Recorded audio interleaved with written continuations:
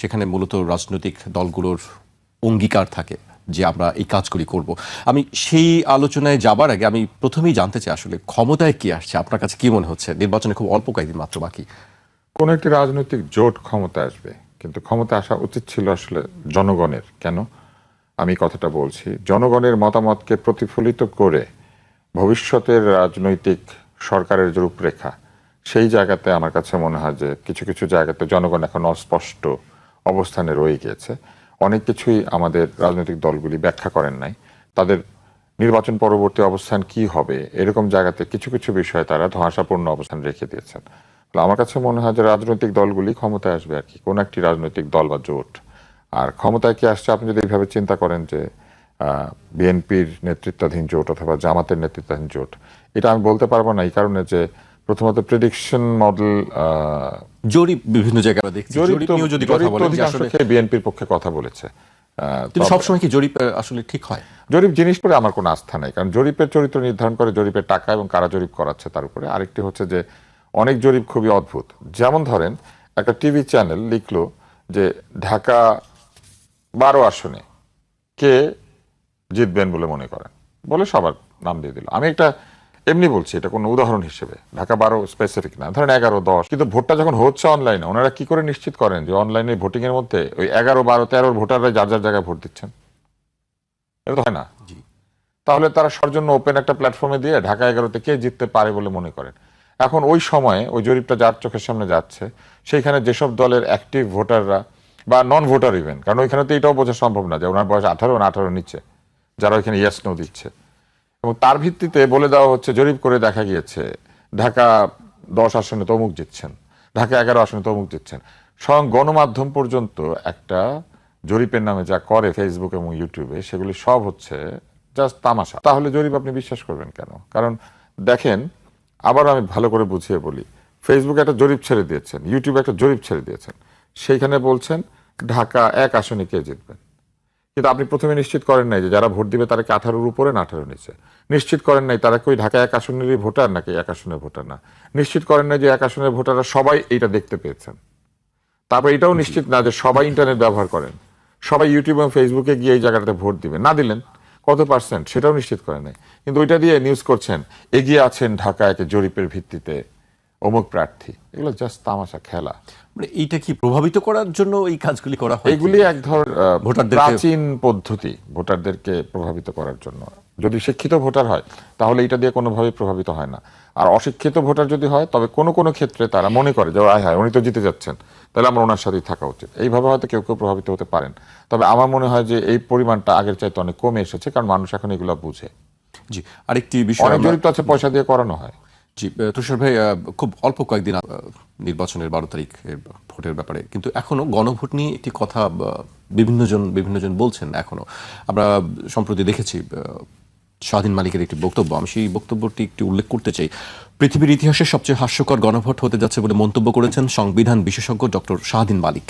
নির্বাচন, রাজনীতি এবং অর্থনীতি নিয়ে খান ফাউন্ডেশনের এক আলোচনায় তিনি বলেন, 12 ফেব্রুয়ারি সংসদ নির্বাচনের কথা বলা হলেও আদতে এটা একটা স্থানীয় সরকারের নির্বাচন হচ্ছে। তিনি তার এই কথাটাকে আপনি কিভাবে দেখছেন? যে তিনি যা বলেছেন তিনি তো সেটা ব্যাখ্যা করেছেন এখানে, অতএব তার ব্যাখ্যাটা যদি আপনি একই সাথে পড়েন তাহলে মানুষ বুঝে ফেলবে। উনি যা যা বলেছেন এই কথাগুলি টকশোতে আমার মতো অনেকেই বলেছেন, গণমাধ্যমে এই প্রসঙ্গগুলি আগে এসেছে। উনি যেহেতু একজন বাংলাদেশের শীর্ষস্থানীয় আইনজীবী, আইনের ব্যাপারে একজন বিশেষজ্ঞ, এমনকি সাংবিধানিক আইনের ব্যাপারও, উনি যা বলেছেন সেইখানে ভুল থাকার কোনো সম্ভাবনা নেই। উনি যদি কোনো কিছুকে হাস্যকর বলে থাকে তাহলে ফেসবুকের হাহা রিয়াকশন ছাড়াই বলা যায় যে এটা একটা হাহা হতে যাচ্ছে, এবং এটা হাহা হবে। কেন হবে এটা কিন্তু উনি ব্যাখ্যা করেছেন। আমি শুধু কয়েকটি কথা বলি। একটি হচ্ছে press institute of Bangladesh, PIB, তারা একটা নির্বাচনী নির্দেশিকা তৈরি করেছে গণমাধ্যম কর্মীদের জন্য। সেখানে পরিষ্কার ভাষায় লিখেছে যে গণমাধ্যমে হ্যাঁ ভোট দিলে নতুন সংবিধান হবে। এই গণমাধ্যমে হ্যাঁ ভোট দিলে নতুন সংবিধান হবে? এই সংস্কার কি নতুন সংবিধান তৈরি করতে যাচ্ছে, নাকি এক্সিস্টিং সংবিধানের কিছু ধারাকে পরিবর্তন করে এটাকে ফ্যাসিবাদ বিরোধী একটা চরিত্র দিতে চাচ্ছে? ব্যাপারটা তাই ছিল না? শুরুতে তাই বলা হয়েছিল। তাহলে ওইখানে প্রিন্টেড অবস্থায় লেখা আছে যে নতুন সংবিধান হতে যাচ্ছে, নতুন সংবিধান হবে। নতুন সংবিধান কি করে হবে? সেই সংবিধান কি তাহলে 2026 সালের সংবিধান? এই কথাটাই তো পরিষ্কারভাবে বলে নাই। ফলে পুরো গণভোটের ব্যাপারটাই একটা ধোঁয়াশা। এইটা হ্যাঁ দিলে কি হবে আসলে? জি, এটিও প্রশ্ন যে হ্যাঁ, হ্যাঁ, কি হবে? জয়ী হলে কি হবে বা না জয়ী হলে কি হবে হ্যাঁ, সেটি- হ্যাঁ জয়ী হলে কি হবে, হ্যাঁ জয়ী হলে কি হবে না, এই ব্যাপারগুলি খুব পরিষ্কারভাবে ওনারা বোঝান নাই। ওনারা কতগুলি পজিটিভ জিনিসপত্র এখানে দিয়ে একটা প্রচার অভিযান শুরু করেছেন, যেখানে বারবার বলার চেষ্টা করেছেন যে এইগুলি হলে আর ফ্যাসিবাদ আসবে না। আমি একটা টেলিভিশন অনুষ্ঠানে রিলে, মানে সংবাদের রিলে দেখেছি, বাংলাদেশের একজন সুপ্রিম কোর্টের আইনজীবী, সুপ্রিম কোর্ট হচ্ছে বাংলাদেশের সংবিধানকে আপহোল্ড করে, সুপ্রিম কোর্ট হাইকোর্ট হচ্ছে এই সংবিধানকে রক্ষা করে, তাই না, একটা রক্ষা কবচ। সেখানকার আইনজীবী সংবিধানটাকে লিটারালি ছুঁড়ে ফেলে দিয়েছেন, ঢিল মেরেছেন। সুপ্রিম কোর্টের দায়িত্ব কি ছিল আসলে আমরা জানি না। যারা সংবিধানের রক্ষাকর্তা তারা কি এই আচরণটাকে সমর্থন করেন কিনা মানুষ তো এটা জানতে চাইতে পারে, কারণ আমরা তো পড়েছি যে সংবিধানের মর্যাদা রক্ষা করা দায়িত্ব। তাহলে কি আমরা যে কেউ সংবিধানটাকে যে কোনোখানে ছুঁড়ে ফেলতে পারবো? আমরা কি এটাকে যে কোনোখানে ঢিল মেরে ফেলে দিতে পারবো, ময়লার ডিপোতে ফেলে দিতে পারবো? আসলে পারবো কিনা এটাই জানার ইচ্ছা। ঠিক একইভাবে এই যে গণভোটটি আয়োজিত হতে যাচ্ছে, এখানে তারা যে বিষয়গুলি বলেছেন, সেখানে বলেছেন যে গণভোটের ফলে ফ্যাসিবাদ আর আসবে না। ফ্যাসিবাদ আসা না আসা কি সংবিধানের উপর নির্ভরশীল? ফ্যাসিবাদ প্রথমেই এসে ওই যে আমাদের এখনকার যে অন্তর্বর্তী সরকার আছেন, ওনারা যে সংবিধানের অধীনে শপথ নিয়েছেন, ওনারা নিজেরাই সংবিধানটাকে বিভিন্ন জায়গাতে উল্টেপাল্টে ফেলছেন না? ফেলার সময় কি বলছেন? আমাদের ম্যান্ডেট আছে, আমাদের বিপ্লব আছে, আমাদের অভ্যুত্থান আছে। ফ্যাসিবাদ তো একইভাবে বলবে, আমি জানি জনগণ এটা বলেছে, আমি জনগণের লোক, আমি জনগণের বাপ মা, বলে না ফ্যাসিবাদ? জি, আমি খাওয়াই, বলেন তো। এগুলো বলতে পারলে ফ্যাসিবাদ ওনারা যে সংবিধানটা সংস্কার করবেন ওইটাকে একইভাবে বদলাই দিবেন। কিন্তু হ্যাঁ ভোটের- সংবিধান জি, দিয়ে ফ্যাসিবাদ আটকানো যায় না।